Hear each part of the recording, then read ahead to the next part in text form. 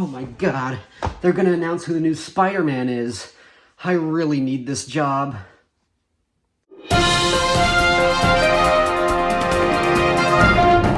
Well, webheads, it's the moment you've all been waiting for. The reveal of the new Spider-Man. And the new Spider-Man is... Spider-Man! Yes! Wait, what? That's right, out of all the Spider-Man auditions that were sent in, Spider-Man was chosen. What's that? Oh, I've been told we already have his thank you message. Let's give this a read. Huh, that's funny. It just appears to be 3 circles along with a message that says, "Suck it, bitch." I mean, who could this message possibly be coming from? What do you think, Mike? It's clearly from Mickey Mouse, you dumb fuck.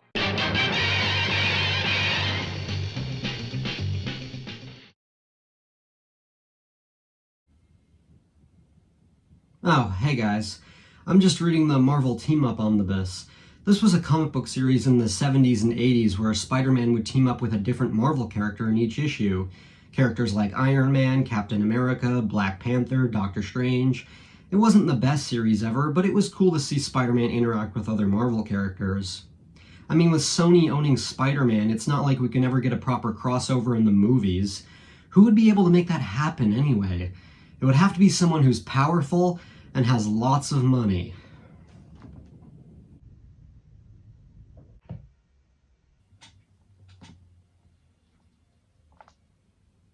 Oh dear God, not him. Anyone but him. I take it back. I don't want a crossover.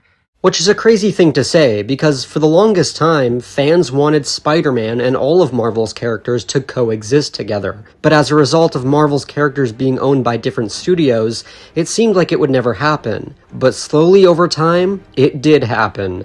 All of these characters would coexist together with the rise of the Marvel Cinematic Universe, and it's all thanks to one devious little mouse. Son of a bitch, these aren't coming off.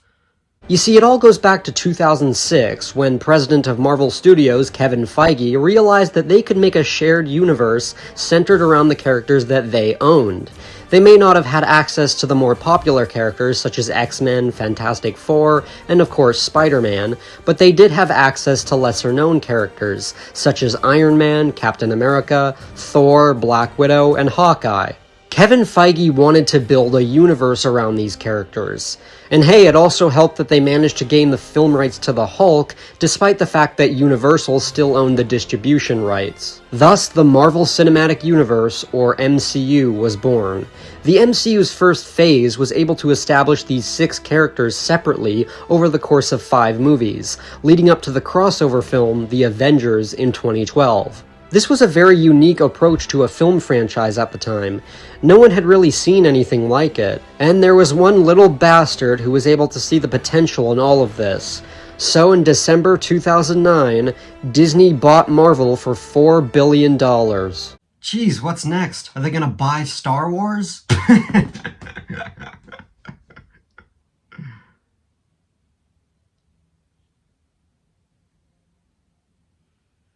Now, as a result of Disney owning Marvel, they were able to create an empire and regain the film rights for pretty much every character. By 2013, Marvel regained the film rights to Iron Fist, Doctor Strange, Blade, Daredevil, Ghost Rider, Luke Cage, and the Punisher. All of these characters would be incorporated into the MCU through movies or TV shows that were now being made. By 2016, the MCU was pretty much golden. However, they still couldn't use X-Men, Fantastic Four, or Deadpool, as those characters were still owned by Fox.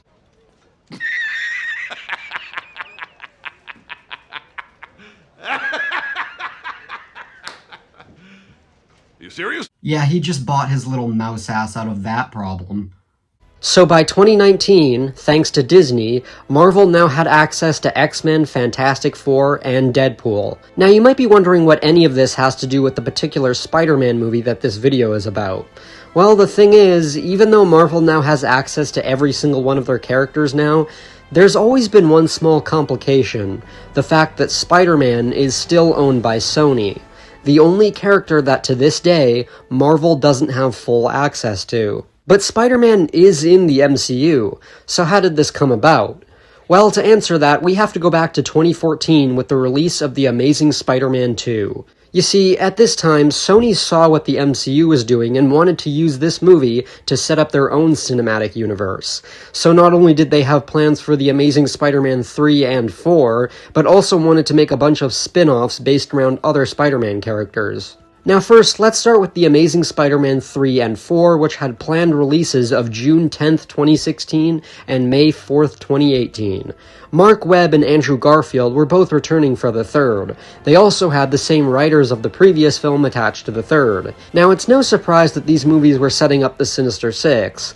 They were going to be the main antagonists of both the third and possibly even the fourth film.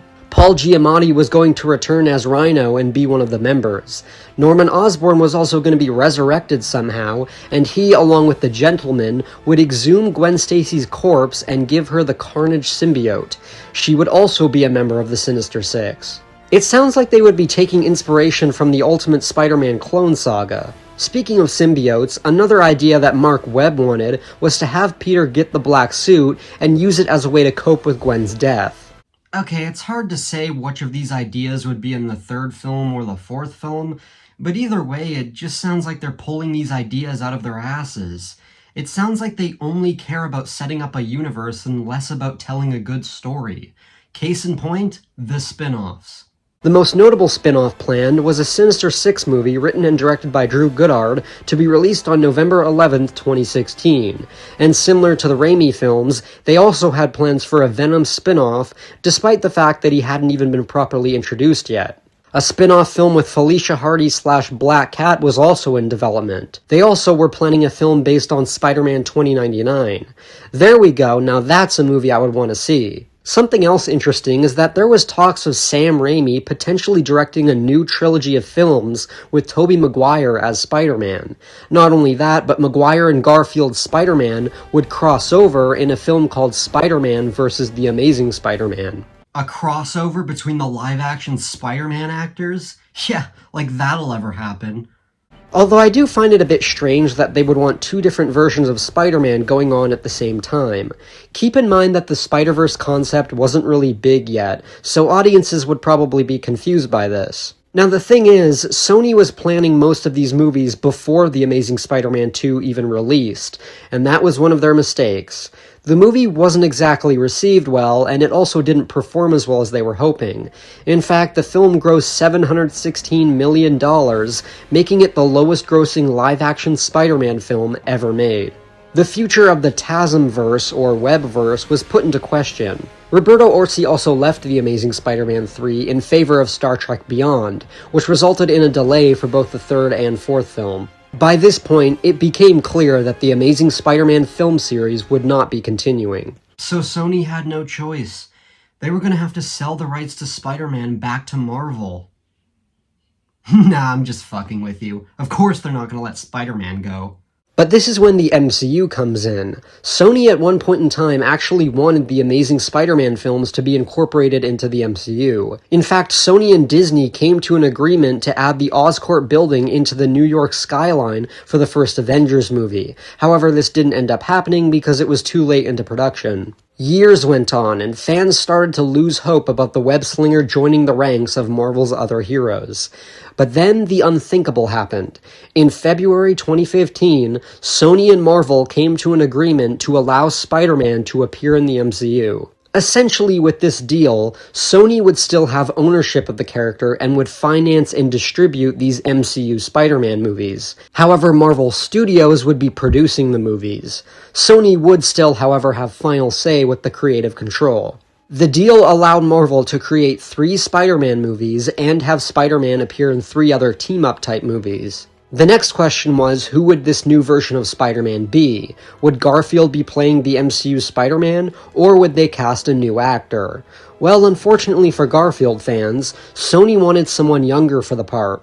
Now, there was a lot of actors who were being considered for Peter Parker, most notably Matt Lintz, who would go on to play Bruno in Miss Marvel, and Timothy Chalamet, who's apparently a big Spider-Man fan. Which wouldn't be the only time Timothy Chalamet has missed out on something he wants.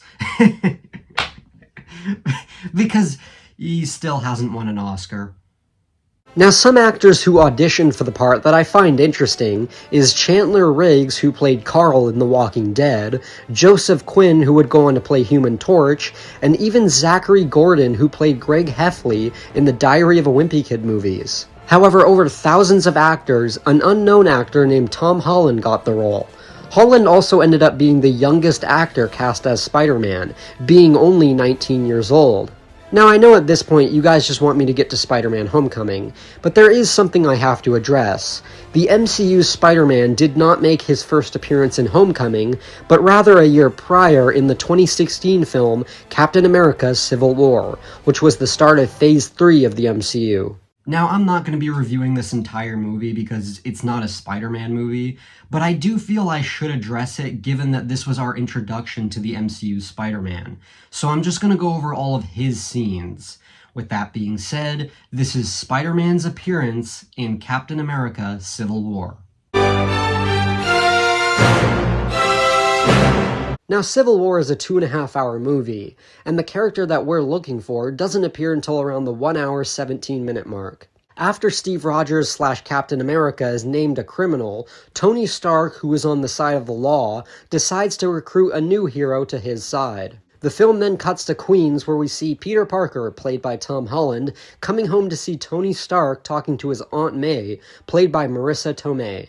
Okay, hold on. We're not even a minute into this introduction, and already I have some issues. First of all, Peter is pretty young, and it's established later in Homecoming that Peter is 15 years old.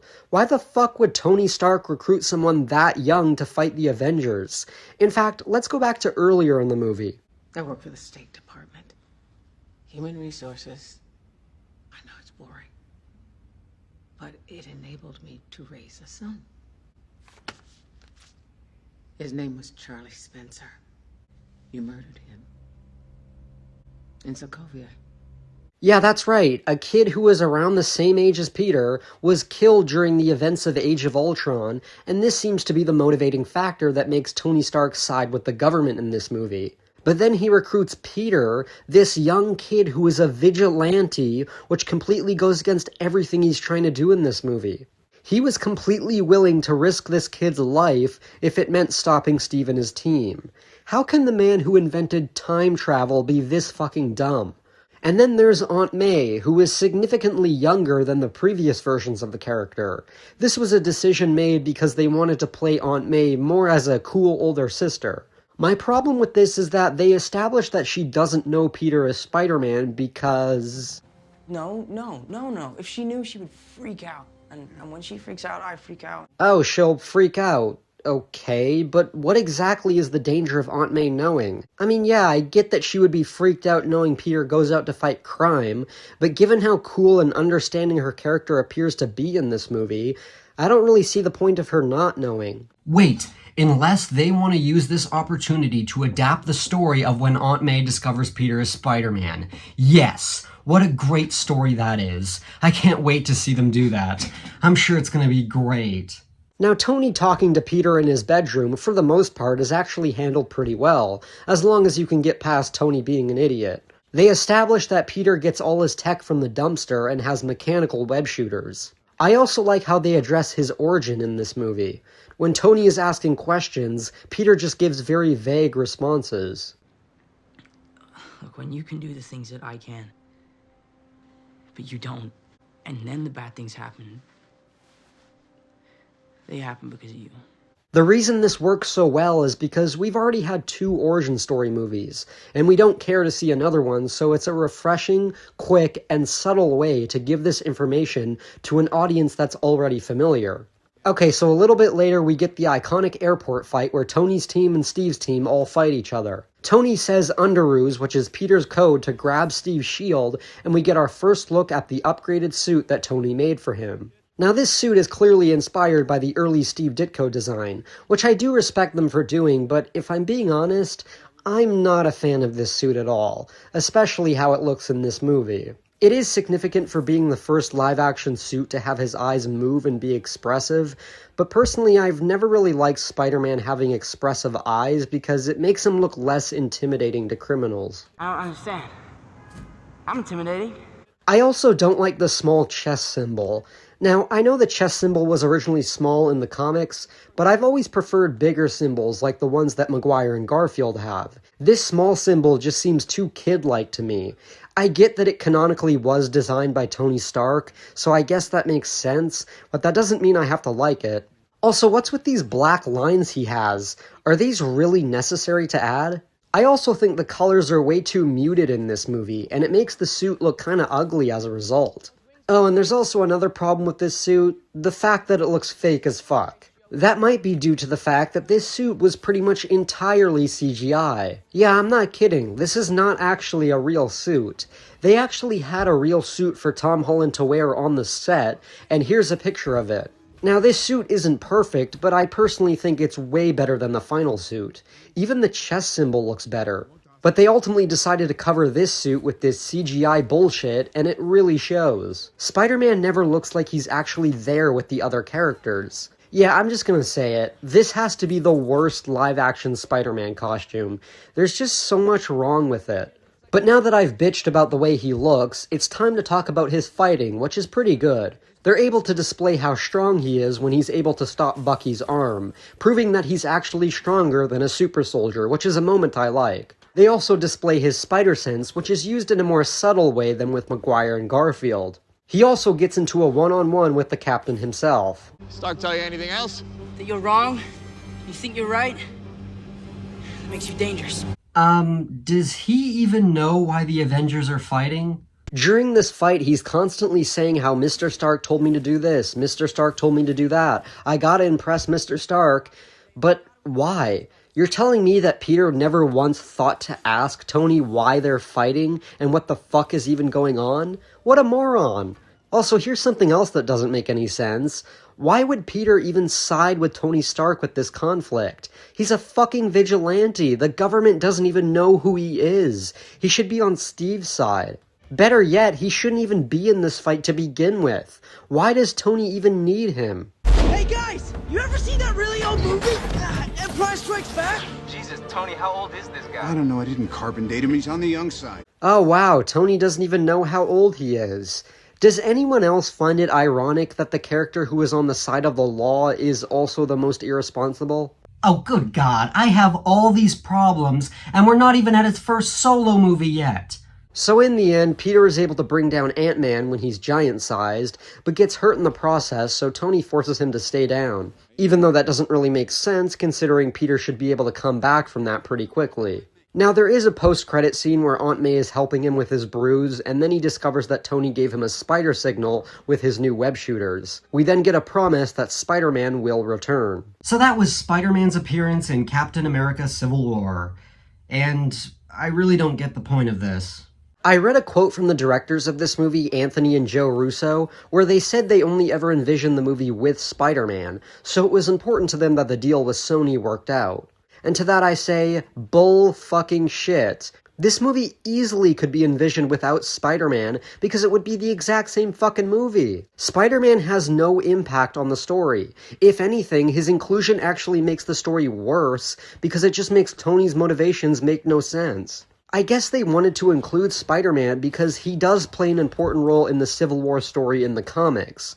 But the thing that the Russo brothers clearly don't understand is that his role in the comics was very different. The plot in the comics is also a bit different. Instead of the government wanting to control the superheroes, they want superheroes to register their real identities with the government. Now, Peter is initially on Tony's side, because he doesn't want to be known as a criminal, so he actually publicly reveals his identity, but he soon realizes that this was a huge mistake and switches to Steve's side. Now, I'm honestly not a big fan of Civil War in the comics, but Spider-Man's role at least makes more sense than it does in the movie. He doesn't have a purpose in the movie, which makes me question why the Russo brothers felt like they needed to include him. The way the origin is handled is done very well, but other than that, his appearance in this movie is simply pointless and doesn't make any sense. I do want to make it clear though, Spider-Man's role in this movie is obviously very minor, so it doesn't have a huge impact on what I think of the movie overall, because Civil War is actually one of my favorite MCU movies. So we're not off to a great start with the MCU's take on Spider-Man, but we now have his first solo movie. At the same time that Tom Holland was announced to be playing Spider-Man, they also announced that John Watts, a somewhat unknown filmmaker, would be directing his solo film. Jonathan Goldstein and John Francis Daley, who were initially considered for directing, were hired to write the screenplay. Eventually, more writers contributed to the screenplay. This included Christopher Ford, Chris McKenna, and Eric Summers. The writers, along with Watts, wanted to fill the movie with concepts that we hadn't seen before, including using a villain that hadn't been used before. Not only that, but they also created a list of all the things seen in previous Spider-Man films so that they could avoid repeating them. They later confirmed that Vulture would finally be making his live-action debut as the main villain, along with some other minor villains from the comics to be used as side villains. And so the second Spider-Man reboot within 15 years, and the 16th film in the MCU, was released on July 7, 2017 as a part of Phase 3. I was 14 years old when this movie came out. In fact, here's a picture of me at the cinema with the web dickhead himself. Yeah, he actually took time out of his busy schedule for a meet and greet with fans. Although it might have had something to do with the fact that Mickey forced him to do it. Now, it was around this time when I started to become more invested in the Spider-Man character. I started reading comics, which included the Ultimate Spider-Man series and the early 60s issues of The Amazing Spider-Man, so I was slowly becoming more familiar with the character's roots. So what did I end up thinking of the movie? Wait a minute. I've already reviewed this movie. Yeah, I reviewed it back in 2017 when it first came out. I don't need to review it again. I should be able to just skip straight to the next movie. I mean, let's take a look at what I had to say about this movie. And yes, Tom Holland as Peter Parker / Spider-Man is probably the best Spider-Man to date. Guys, this movie was honestly a blast. Speaking of the costume looks great. I mean, it's probably my favorite in film so far. I definitely super recommend this movie. Overall, yeah, this is the best Spider-Man film we've gotten to date. The best Spider-Man actor we've gotten to date. Son of a bitch! This is Spider-Man Homecoming. Let's go! Let's go! The movie starts at a time set after the events of the first Avengers film. Adrian Toomes, played by Michael Keaton, is part of a team tasked with cleaning up the rubble left behind from the Battle of New York. However, the Department of Damage Control shows up to take things over, and Adrian and his crew are out of business. Tony Stark was the man behind this initiative, and Adrian starts to have a grudge towards him. He then decides to use the Shatari technology to create and sell weapons in order to keep all of his crew employed. We then cut to 8 years later, and his weapons operation has gone very well. Now, I would criticize the fact that the 8-year time jump doesn't make sense, because that would put the events of this movie in 2020, instead of where it should take place, which is 2016. But to Marvel's credit, they did later acknowledge this in the official timeline book as a mistake, so I'm not going to harp on this. We also see Toomes made himself a flying Vulture suit to help him steal new tech. The movie then transitions to the Marvel Studios intro, which also has a remix of the 60s Spider-Man theme music, which I think is pretty awesome. We then see a recap of the events of Civil War from the perspective of Peter, of course played by Tom Holland, as he videotapes his experience. The movie also confirms one of my assumptions about Civil War. No one has actually told me why I'm in Berlin, or what I'm doing. Something about Captain America going crazy.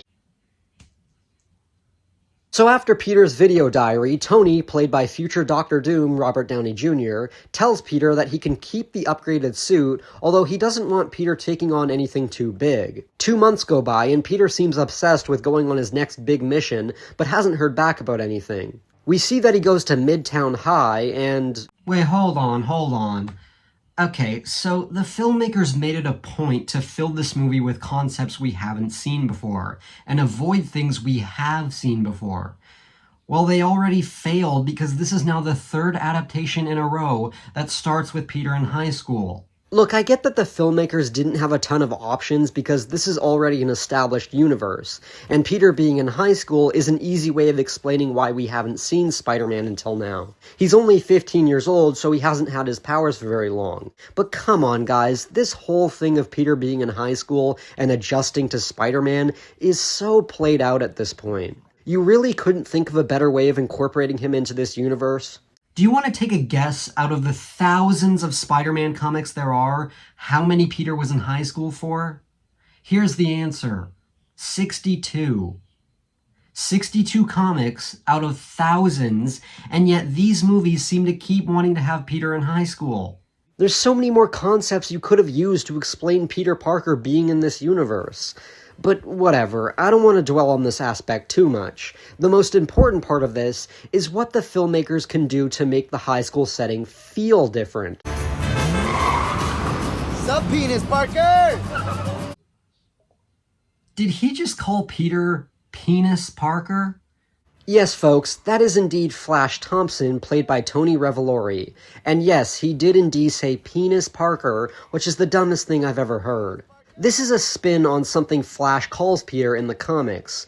In the comics, Flash refers to Peter as Puny Parker, because Flash was the buff jock and Peter was the small nerd. Flash is insulting Peter by calling him Puny Parker, which also makes for an alliteration. In this movie, however, Flash is practically the same size as Peter, so calling him puny doesn't really work. So he instead calls him Penis Parker, which works as an alliteration, but calling someone a penis isn't an insult. It's just dumb and doesn't make a lot of sense. Which pretty much sums up my thoughts on this version of Flash. You see, this Flash isn't really a popular jock character. He's actually part of the same academic team that Peter is part of. But yet he still picks on Peter. Why? I don't really know. Look, I know that bullies don't really have a reason to pick on people in real life, but this is a movie. By making Flash a science student, you brought him down to Peter's level, so it makes even less sense that he picks on him. There's a moment where Flash answers a question incorrectly, which Peter then answers correctly, and that seems to upset Flash, so I guess he's just really competitive.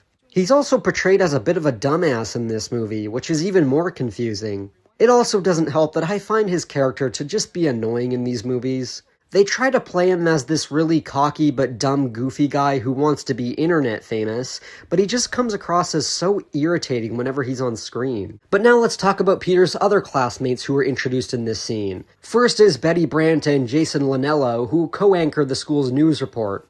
Now, Jason doesn't really have a character, he's just there as a reference to the character of the same name from the Untold Tales of Spider-Man comic series. However, Betty Brant, played by Angoria Rice, has a slightly bigger role in these movies. The MCU version of Betty Brant is pretty different from the comics. Betty in the comics actually has a pretty tragic backstory. She dropped out of high school to work as a secretary for the Daily Bugle in order to help with the financial issues that her brother Bennett was facing. Their mother was also sick, and on top of all that, Bennett ended up being shot and killed in a fight. Betty Brant is also known for being Peter's first love interest even before Gwen Stacy. Betty Brant made her live-action debut in the Raimi trilogy played by Elizabeth Banks. I didn't really talk about her character in my reviews because she doesn't really play a significant role, more so just used for comedic scenes. Your shots are so good. I'd love to shoot you sometime. Yeah, that kind of stuff. Although the Raimi version is more accurate to the comics, I actually don't mind the MCU Betty Brant. Betty later does become a reporter in more recent comics, and the fact that this version is technically a reporter for the school is a clever way of including her. I'm not saying she's the best version of this character, but I think it works fine. She pretty much is Betty Brant, just minus the tragic backstory of the comics because, well, it's a Mickey Mouse production, folks. Although a minor nitpick I have is the fact that she's blonde instead of brunette. She looks a lot more like Gwen Stacy this way, so that's just a weird decision. Although speaking of characters who look nothing like their comic counterpart, Peter's best friend in these movies is Ned Leeds, played by Jacob Batalon. Now, Ned Leeds is a character from the comics, but what if I told you that this Ned Leeds is not actually based on Ned Leeds from the comics, but rather based on a whole other character from the comics? That being Genki Lee, who's originally from the Ultimate Spider-Man comics, and is not Peter's best friend, but is Miles Morales' best friend. The character is an overweight Asian kid who helps Miles with his duties as Spider-Man, making his web shooters and acting like the guy in the chair who's good with the tech side of Spider-Man. And that's exactly what Ned Leeds' character is in these movies. He basically is Genki Lee, so why call him Ned Leeds? That's just so random. And before you say, well, Aaron, they're probably saving Genki for when they introduce Miles in the MCU. But how can they introduce Miles and have Genki be his best friend when we already have the Genki character as Peter's best friend? He's just not named Genki. I understand wanting to have Genki be Miles' best friend in the MCU, but if you're gonna base Ned's character in these movies entirely off of Genki from the comics, then just own it and call him Genki. There's really no point to name him after someone else. Now, in regard to how he's used in these movies, I think he's fine. He's played as the comic relief, and while I can understand why people would find him funny, I can also understand people who find him annoying. The comedy with his character is very hit or miss for me. I do think he works well for someone Peter can bounce off of, but when he's not funny, he's really not funny, so I can't say his character is bad, but I'm also not overly fond of him. While Ned is talking about his Lego Death Star, Peter spots a girl walking in slow motion. Huh, that's strange. From my experience, girls don't walk that slow. Oh wait, never mind, this is his obligatory love interest, Liz Allen. Well, her last name isn't Allen in this movie, we'll get to that later, but I suppose she's based on Liz Allen from the comics, who was initially one of Peter's bullies, but then eventually develops a crush on him. Liz Allen and Betty Brant were essentially the original Mary Jane and Gwen Stacy before they came along. They both liked Peter, and so this was Marvel's version of Betty and Veronica competing for Archie. Fun fact, Liz Allen actually made her live-action debut in the first Raimi film. She's the girl on the bus who denies Peter a seat. This is confirmed in the novelization. Anyway, I'm getting off topic. Liz in this movie is played by Laura Harrier, and unlike the comics, Peter seems to have a crush on her. Ned seems to like her too, but their gazing is interrupted by Michelle, played by Zendaya. Now, Michelle here seems to be an original character not from the comics. Yep, absolutely no ties to any character from the comics.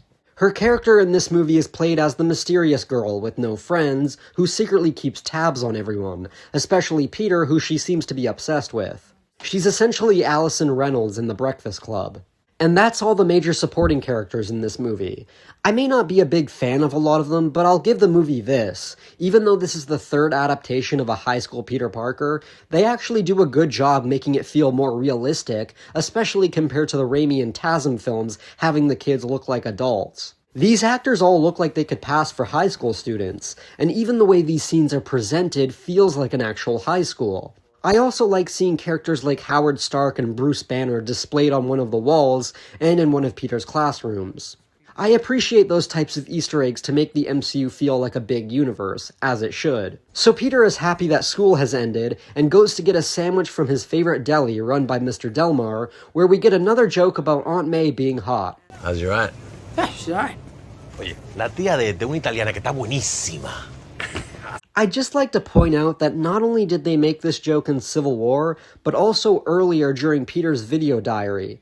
That's all they seem to do with Aunt May, make jokes about her being hot. She is the youngest Aunt May, so why not, right? So now that Peter is free, he eagerly puts on his suit. Huh, that statement is kinda backwards. Usually Peter doesn't have any free time because he has to suit up. You know, because it's his responsibility, not something he's actually excited about. Kinda contradicts what he said in Civil War. Although speaking of Civil War, at least the suit looks a lot better in this movie. The design itself is the same, but the colors look brighter, and it also looks like a real fucking costume. I actually don't mind it in this movie because of that. I know a lot of people like to point out that shot on the ferry where the suit is covered with CG, and yeah, that doesn't look great, but in general, I'm fine with the way it looks in this movie. We then get a montage of Peter taking Tony's advice of doing various small duties as Spider-Man. Although he ends up mistaking someone getting in their car for a car thief, causing the alarm to go off, disrupting all the residents nearby, including Stan Lee. Every day with these damn alarms! Shut it off! Don't make me come down there, you punk. It's funny because he's one of the Watchers. After reporting to Tony's head of security, Happy Hogan, which is totally something Spider-Man would do, he sees bank robbers who all have masks of the Avengers on them.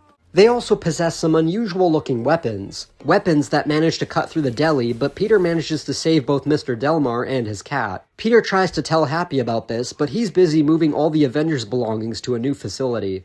So Peter heads home and tries to sneak into his room via the window, but seems to have forgotten that Ned is already there with his Lego Death Star. Ned is so shocked to discover Peter is the Spider-Man that he drops the Lego Death Star, having it shatter into pieces. Some people have questioned why Peter's spider sense didn't warn him, and that's either because the filmmakers forgot he had spider sense, or it's because his spider sense doesn't recognize Ned as a threat.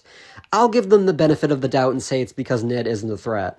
Peter tells Ned not to tell anyone, especially Aunt May, due to everything she's been through, likely referring to Uncle Ben's death. See, now that's a better reason than what we got in Civil War, so I don't know why we didn't hear this in that movie. So Peter and May go to dinner, and the waiter brings them free food just because he likes May. Yes, folks, that is another Aunt May is hot joke. We get it, Aunt May is played by a younger actress. Knock it the hell off. We then get a montage of Ned not shutting the fuck up about various Spider-Man related questions he has, including during gym class, where the school actually uses Captain America to represent physical fitness. Turns out there's a bunch of these recordings of Captain America that the school uses, including for detention. I actually think this is a pretty funny idea, and also makes sense within the context of this universe to use Captain America as a role model for kids. While exercising, Peter and Ned overhear Liz and her group of friends playing Fuck, Marry, Kill, Avengers Edition. Now see, for me, it would be F Thor, marry Iron Man, and kill Hulk.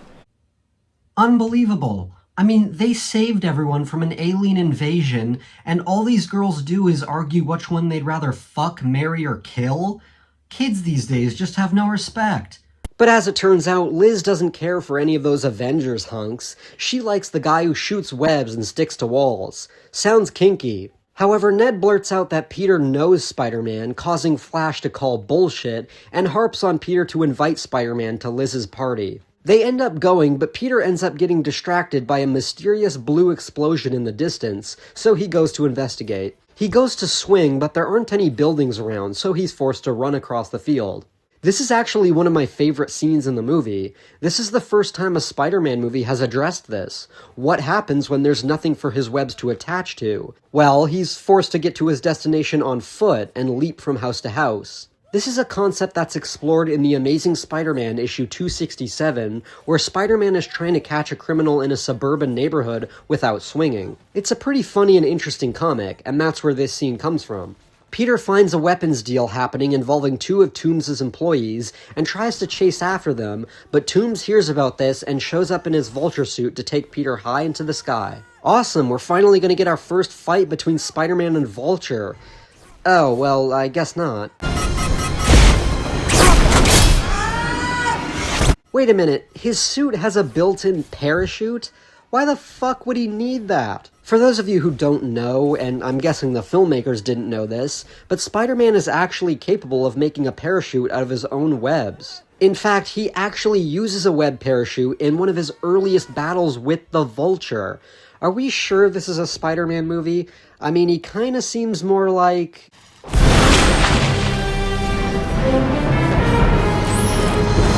Oh, hey. Alright, the Golden Avenger. Yeah, so Peter is rescued by Tony, who scolds him for going after the Vulture. What were you thinking? The guy with the wings is obviously the source of the weapons. I gotta take him down. Take him down now, huh? Steady, Crockett, there are people who handle this sort of thing. Oh yeah, just leave it to the people who handle this sort of thing. You mean the people who have been handling the Vulture for the past 4 years he's been operating? Clearly they're not doing a very good job of it. Tony's logic makes no sense. He doesn't want Peter to go after the Vulture because it's too dangerous, yet he gives Peter access to this fancy suit, which pretty much does everything for him, and when Peter suggests the Avengers take care of it, Tony just says no because it's below their pay grade. Tony, you could probably single-handedly shut down the entire operation in one night. And if you're too busy sipping your margaritas, why not let Peter go after him instead of leaving it to the people who handle it who have been failing for the past 4 years? In fact, we see in the next scene that Toomes is pretty upset over their cover almost being blown by Spider-Man, which means that Peter has done more to shut them down in one night than the people who handle it have done in the past 4 years. Can we please just get Iron Man the fuck out of this movie? So, like I said, Toomes is upset with Spider-Man's interference, and a piece of tech is now missing. This leads to him accidentally killing one of his employees with what he thought was the anti-gravity gun. Well, it turns out it's not, and the guy who called himself the Shocker is now disintegrated, leaving Herman Schultz as the new Shocker, which is Shocker's name in the comics. Shocking. Meanwhile, Peter and Ned are investigating that piece of tech. Toomes' employees show up at the school and Peter ends up planting a spider tracer on Shocker. Ned keeps track of where they're heading, which turns out to be not far from DC, which is where Peter's academic team is having their decathlon. Flash seems to be upset about Peter rejoining the team, although he continues to answer questions wrong, so I continue to question why he's here. After getting a room, Peter takes the tracking chip off his suit, and Ned ends up hacking into the suit. Oh, for fuck's sake, I'm just gonna call him Genki, because this is exactly the type of stuff he would be helping Spider-Man with. Genki disables the training wheels protocol, giving Peter full access to his suit's capabilities. Peter attempts to sneak away, but runs into Liz, who questions why he's not spending time with the team. Peter seems a bit disappointed that he's not spending time with Liz. This is a moment that I do want to like, but it's a bit contradicting because it seems like this version of Peter would rather be out as Spider-Man than spending time on his school life. So now that Peter's suit has been hacked, he finds out his suit has an AI, which tells him about all the things he can do, which includes guiding him to where his spider tracer is, despite the fact that Peter should be able to use his spider sense to home in on them like in the comics, being able to enhance sounds so Peter can hear what the bad guys are saying, and it tells him about all the possible web shooter combinations he can do. He also ends up naming the AI Karen. Oh great, so he goes from being kind of like Iron Man to just being Iron Man. And before you say, Aaron, Spider-Man uses tech in the comics.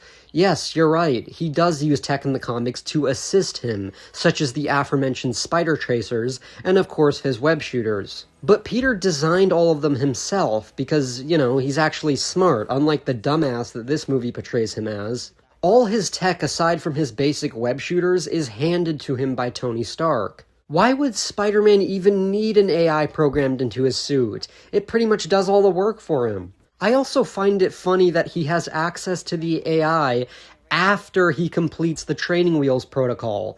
Isn't that a little backwards? Like I said, Karen is able to just tell Peter where his tracer is, completely eliminating any effort from his part. The AI tells him what to do, so wouldn't it have made more sense to give this to him during the training wheels bullshit? But back to my main point, my problem isn't that he has tech, it's that he relies too much on it. Spider-Man may use tech to assist him, but at the end of the day, he's not Iron Man. He still has powers. The suit isn't what makes him Spider-Man. Oh, and if all that isn't bad enough, guess what else is programmed into the suit? Would you like me to engage enhanced combat mode? Enhanced combat mode? Yeah. Activating instant kill. No, I don't want to kill anybody. That's right. The suit has an instant kill mode. Your friendly neighborhood Spider-Man has an instant kill mode.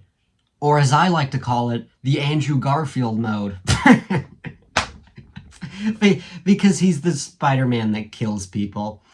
I will never not bring that up, by the way. More people need to be talking about that.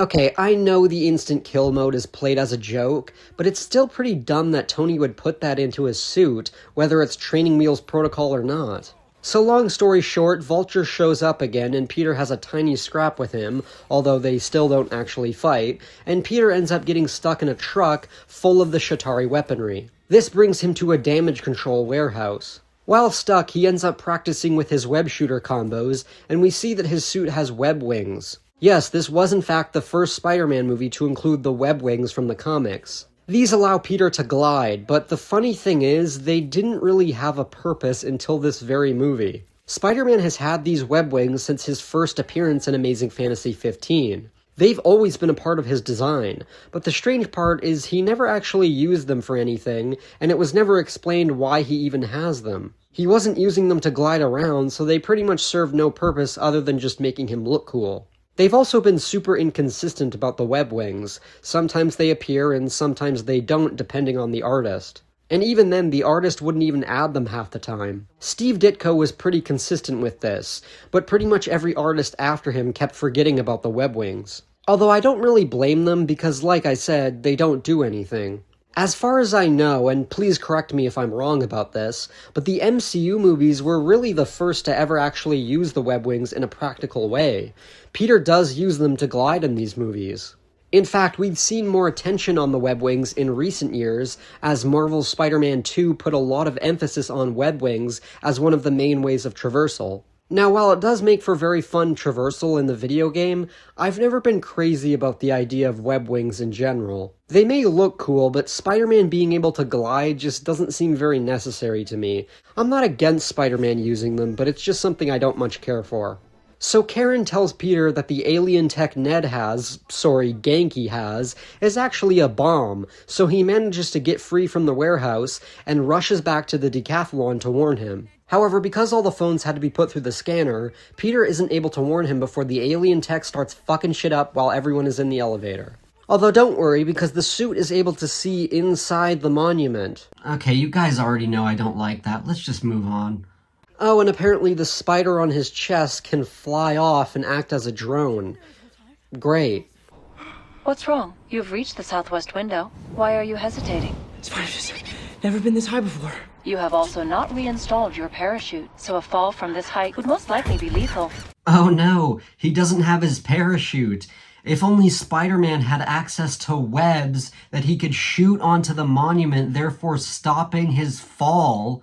Good God, Laurie Strode's daughter is a smarter Karen than this fucking AI. However, in order to create enough momentum to break the window and save everyone, Peter actually uses his web wings to glide for the first time in 55 years. A historical moment right here, folks.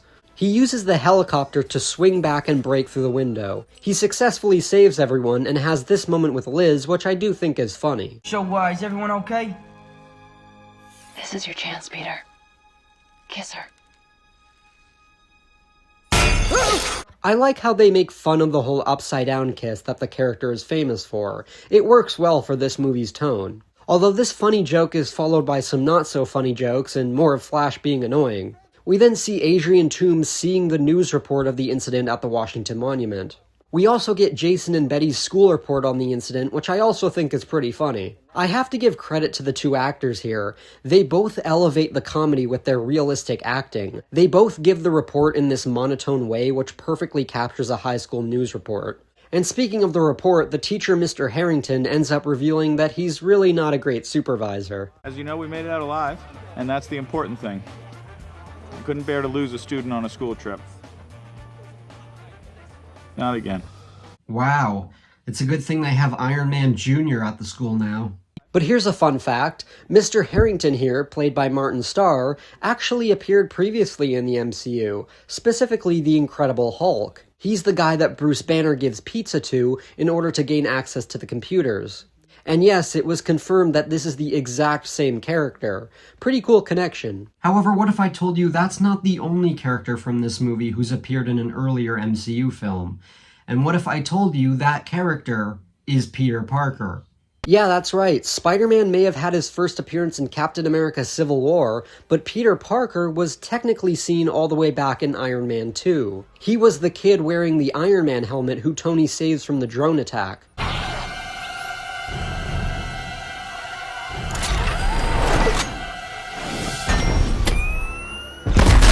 Nice work, kid. Now, of course, at the time, this was just some random kid who was played by Max Favreau, son of director Jon Favreau. However, years later, after Spider-Man joined the MCU, and a bunch of fan theories started popping up about who this kid is, Marvel actually confirmed that this kid is indeed a young Peter Parker. Despite my problems with Peter's relationship with Tony Stark, I think this retcon is really cool. I also think it must be so exciting from the actor's perspective. At the time, he was under the impression he was just playing some kid who was a big Iron Man fan. Imagine his reaction years later when he found out he was actually playing Peter Parker. That is awesome. But enough about Iron Man 2, let's get back to Iron Man 4. So Peter is a little full of himself from all the praise his alter ego is getting, and decides to say, fuck school, I'm just gonna be an Avenger now. The wingsuit guy is stealing from damage control, and what he takes from damage control, that's how he blows the weapons. All I gotta do is catch him. But we have a Spanish quiz. Ned, I'm probably never gonna come back here. I don't really like Peter's response to Genki here. He just tells his only friend that he's never coming back. Bit of a dick move on Peter's part. However, the principal catches him and puts his ass in detention, where he has to suffer through a lecture from Captain America, which is pretty funny, honestly. But Peter doesn't care for Captain America and decides to just skip detention to find out more about the people behind the arms deal. Luckily for him, it turns out his dumb fuck AI actually records everything he does in the suit. Yeah, it's called the Baby Monitor Protocol. Their words, not mine, folks. But one of the individuals is identified as Arron Davis. Yeah, that's right, Miles Morales' uncle, who's actually played by Donald Glover.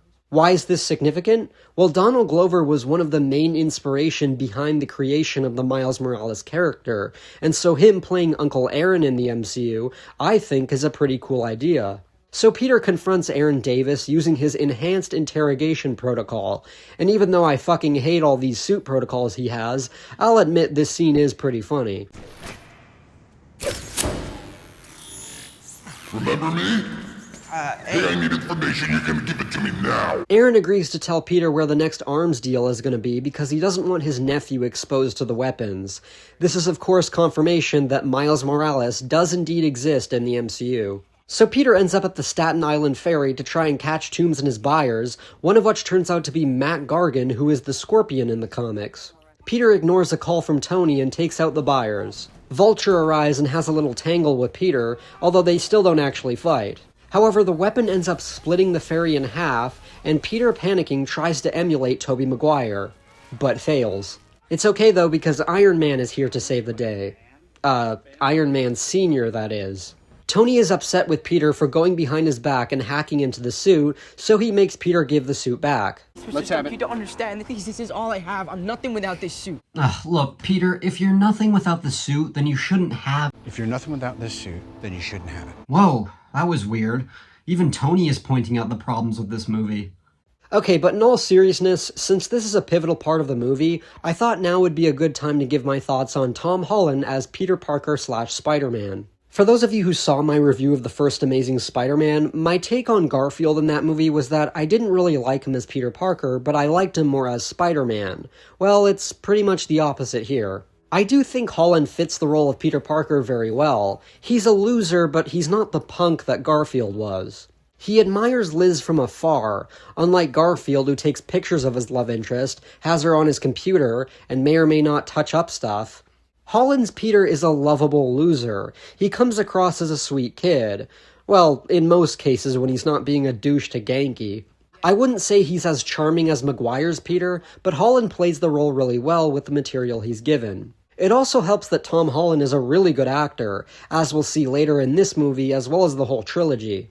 However, then we get to him as Spider-Man, and yeah, I think it's obvious that I don't like him. Now, I'll admit it's mainly due to the writing and his motivations, not Holland himself, but he doesn't seem any different in costume to me. He still comes across as a loser in the costume, still unsure of himself and not very confident. I know he's still new to being Spider-Man, but there's a little too much confusion with his Spider-Man for my taste. He simply doesn't feel like Spider-Man, and I know some people will argue that's the point, but I'll get into that later. While I did point out some comedy scenes that were admittedly funny, such as the enhanced interrogation protocol, stuff like that isn't unique to Spider-Man. So similar to Garfield, I think Tom Holland could be better if he was given better material. I'm sure they'll give him better material in the next movie, though.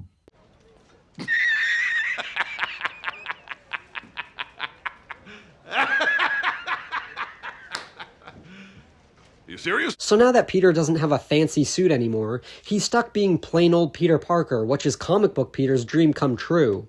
But of course this Peter is upset about it. Peter goes to apologize to Liz for leaving the decathlon, and even builds up the courage to ask her to the homecoming dance.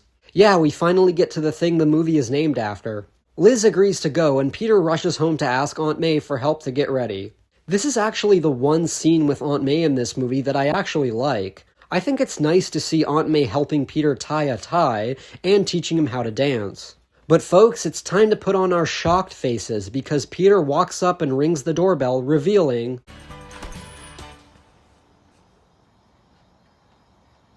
He must be Peter. I'm Liz's dad. No. It's not true.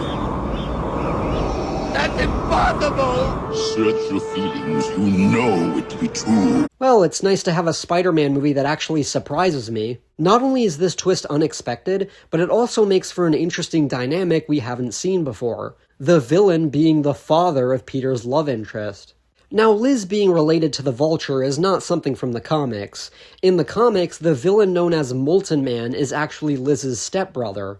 Although this change works really well for the movie, and is followed by two of the best scenes in the whole movie, and possibly even the whole trilogy, and it's all due to both Tom Holland and Michael Keaton's performances. Peter reluctantly walks in the house and talks to Adrian, but his mind is fucked. He doesn't know what to do in this moment. Liz comes out in her dress, but he can barely focus on her and just keeps looking at Adrian. Tom Holland really nails it here. Although it gets worse for Peter as Adrian ends up driving them to the dance. I love that the opening line of the scene is Adrian asking, "What are you gonna do, Pete?" Which of course is a double meaning. The question itself is of course Adrian referring to what Peter's gonna do when he graduates, but it also hits on a subconscious level as Peter is wondering what he's literally gonna do about the current situation. Adrian keeps on questioning Peter and Liz keeps on giving answers despite Peter trying to play it cool. There's also a clever use of color when they stop at the traffic lights. The light is red as Adrian is slowly adding up information that his daughter is feeding him about Peter, and you know the exact moment the light turns green is the moment that Adrian has put two and two together.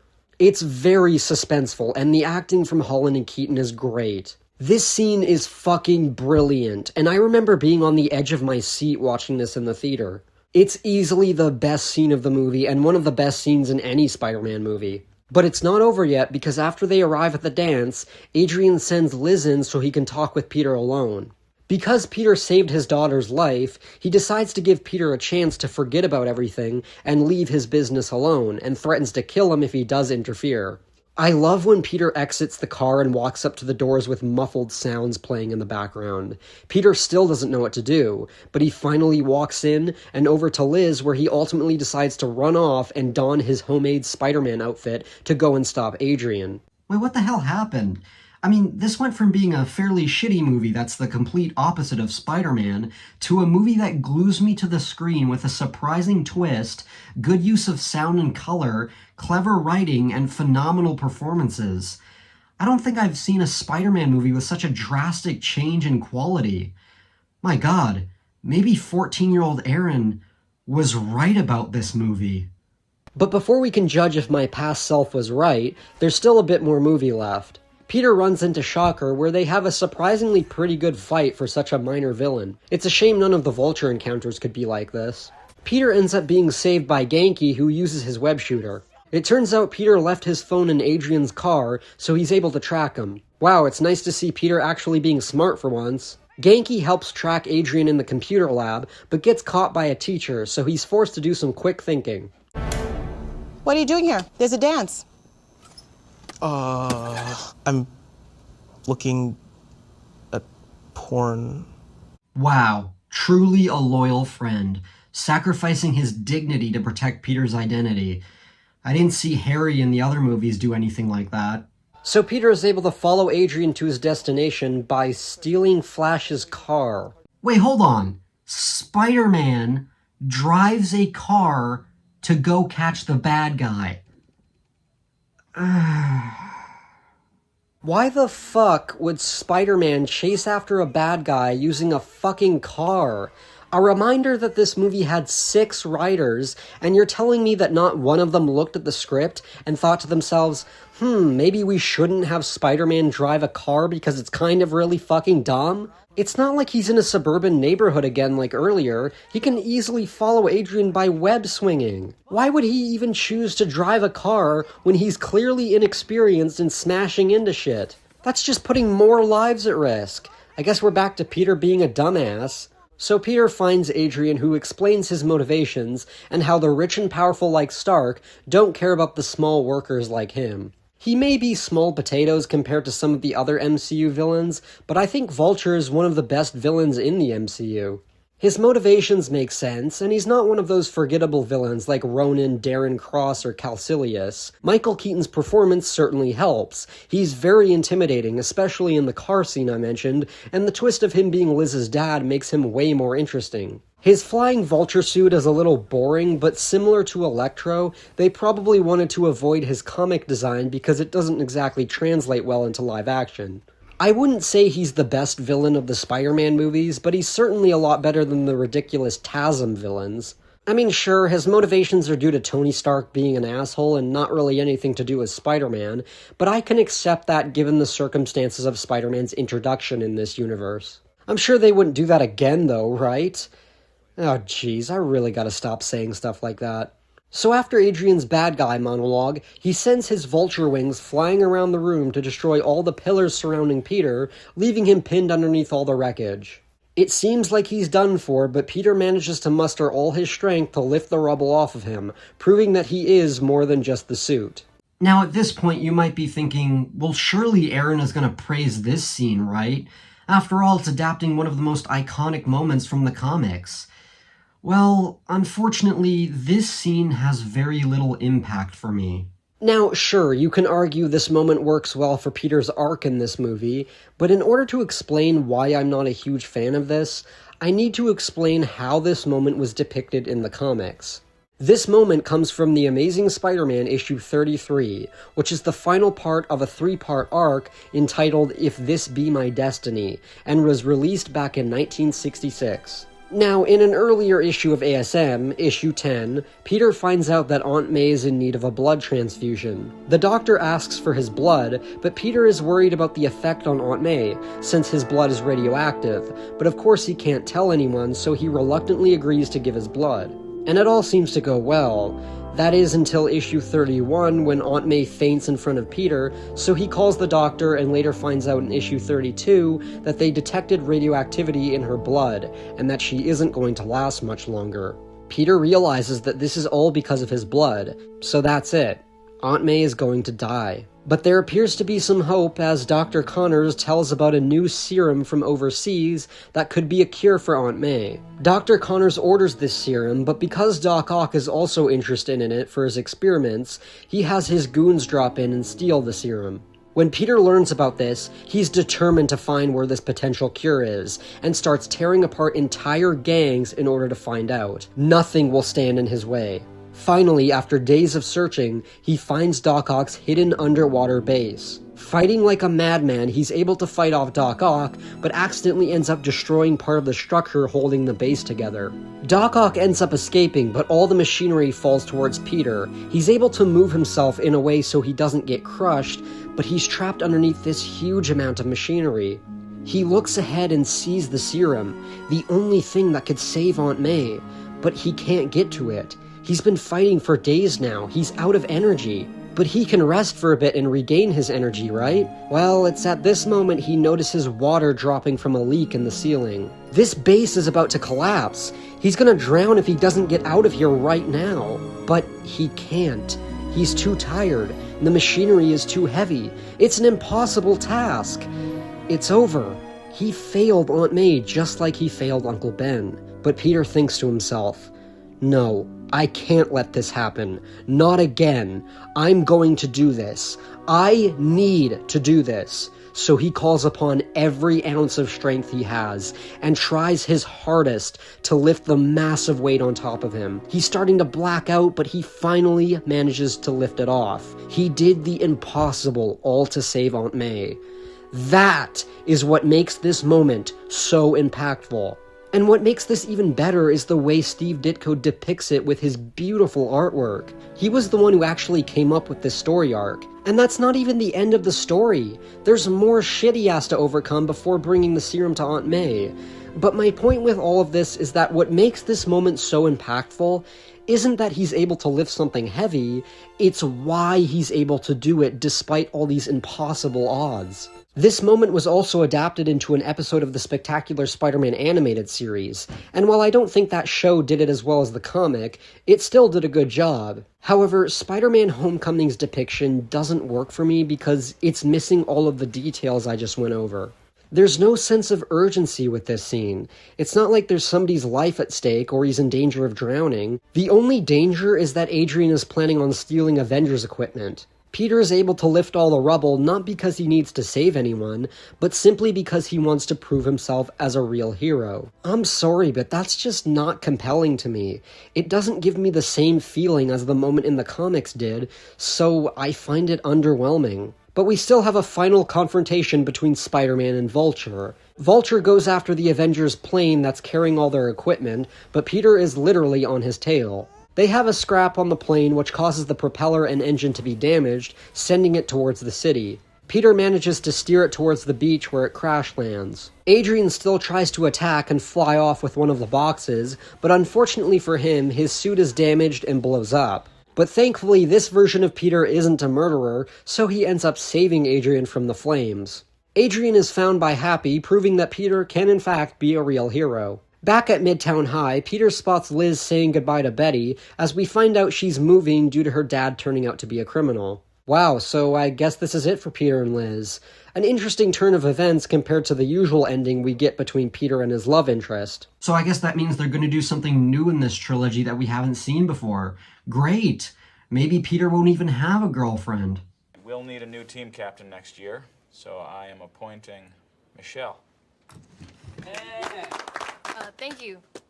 My friends call me MJ. Wait, what? Come on, she was supposed to be MJ this whole time? That's like me saying I'm gonna have all these reviews out before Brand New Day releases. Yeah, right. But if she is supposed to be MJ, does that mean she's gonna be the next love interest? I mean, you can't be serious, right? Peter barely paid any attention to her throughout this entire movie. You know what? I'll save this for the next movie. So Peter gets a message from an unknown number to meet in the bathroom. It turns out it's Happy, just waiting in a school bathroom. Yeah, 'cause that makes it better. He's there to thank Peter for preventing the Avengers' equipment from being stolen, and then brings him to the brand new Avengers facility, where Tony admits that he was wrong, and that Peter could be a real asset for the Avengers. He reveals a brand new suit for Peter, which is an armored design, and tells him it's time to introduce the world to the newest member of the Avengers. However, Peter rejects this Avengers nonsense because he doesn't need to be an Avenger in order to do good. So he's not going to be Iron Man Jr. after all. Great! Surely they won't fuck this actually, I'm not going to finish that sentence. But when Peter leaves, we see Pepper Potts come out, wondering where he is. This appearance from her is significant because this movie marks the first time we've seen Pepper since Iron Man 3, as her actress Gwyneth Paltrow's contract ran out after that film. But she returns for this movie, which certainly doesn't help my accusations of this being Iron Man 4. So Peter returns home and sees that Tony has given his previous suit back.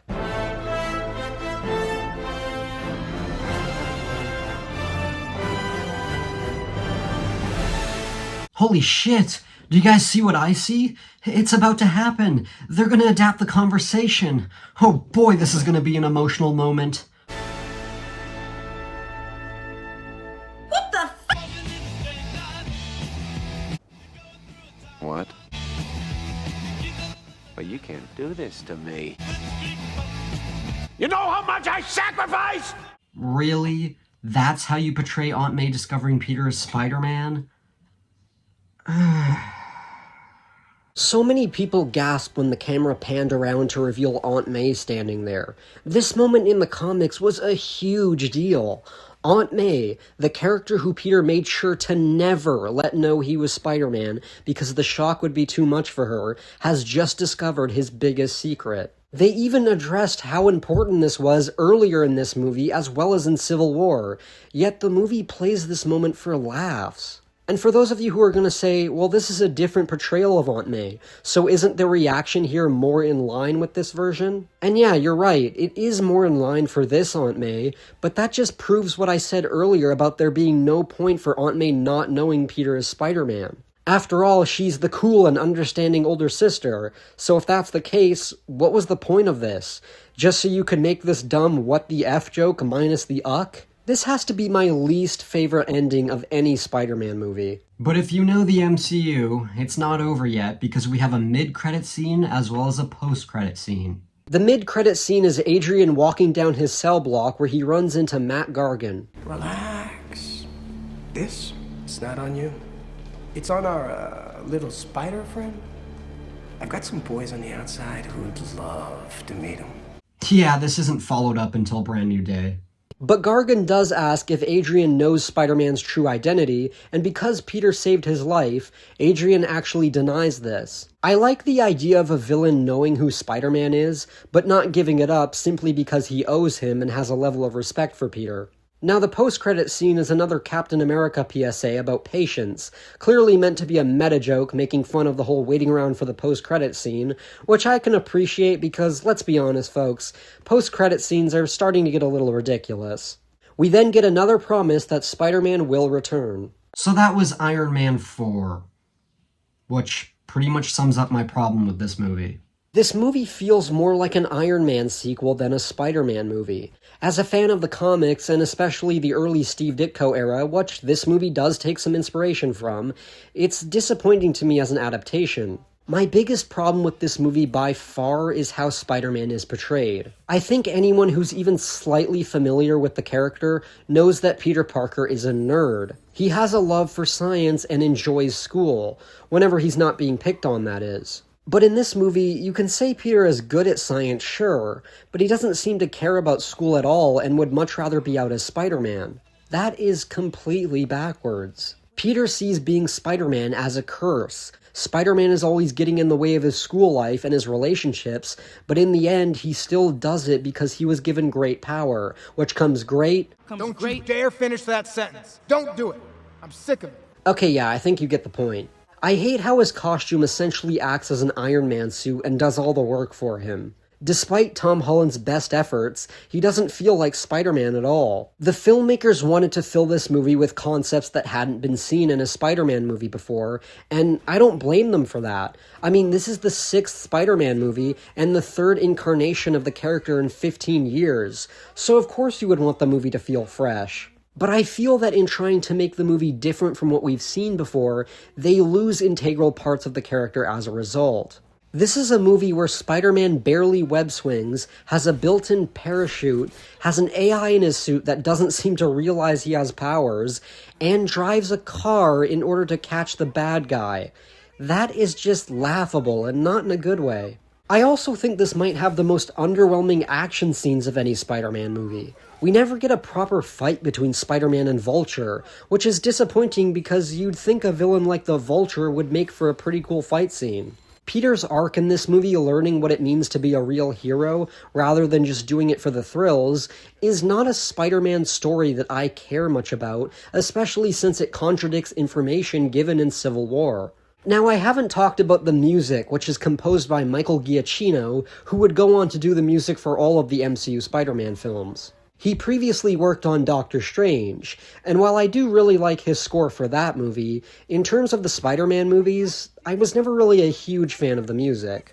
To me, it never really gave me a Spider-Man vibe. It kinda leaned more towards a generic superhero theme. I just don't find it as uplifting or emotional as the scores for the Raimi films or even the TASM films.